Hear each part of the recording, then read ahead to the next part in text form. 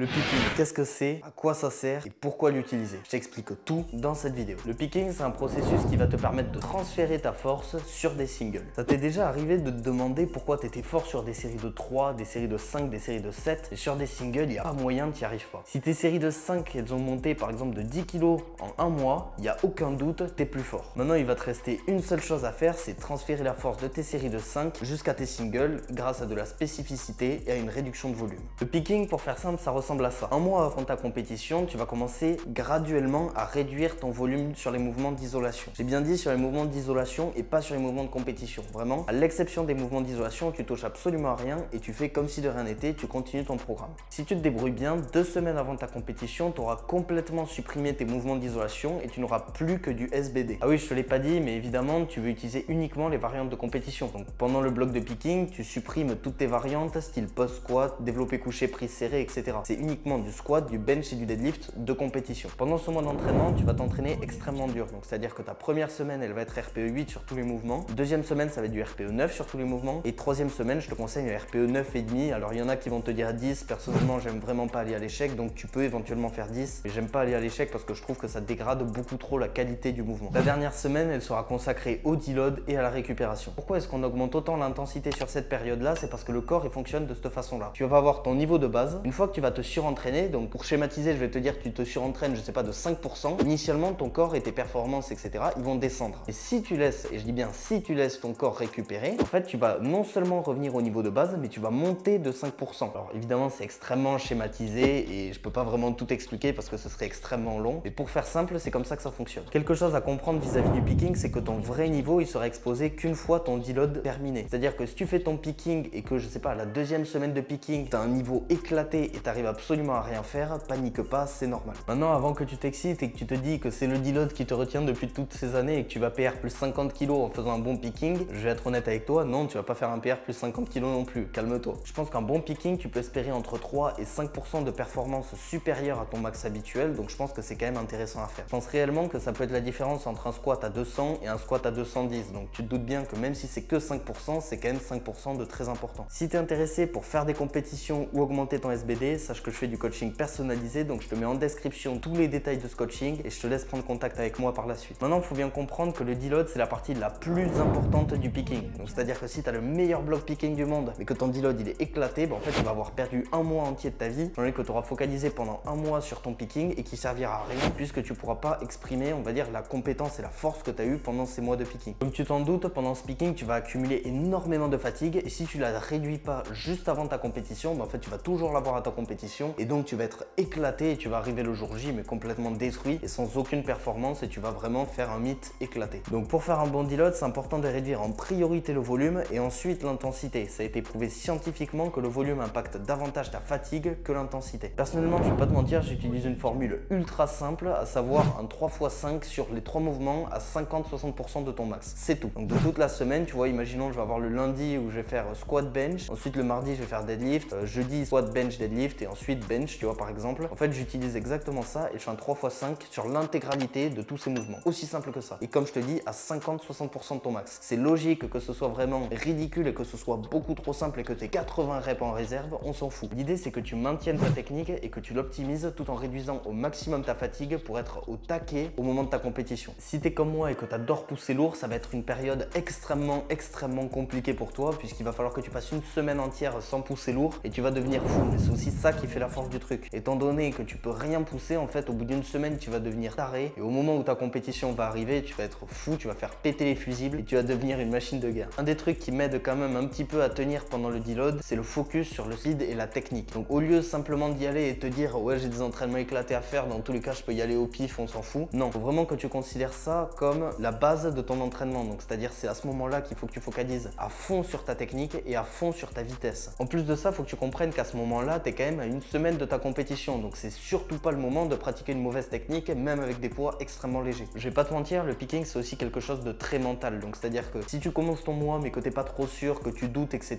tu n'y arriveras pas. Par contre, si tu commences ton mois avec vraiment pour objectif d'aller extrêmement loin et d'aller chercher le plus gros PR que tu peux aller chercher, à ce moment-là, tu auras un bon mois de picking et tu vas vraiment te donner les moyens pour aller chercher. Je t'invite à regarder cette vidéo si tu veux augmenter ton sumo, à liker et dis-moi en commentaire s'il y a un sujet dont tu veux que je parle dans la prochaine vidéo.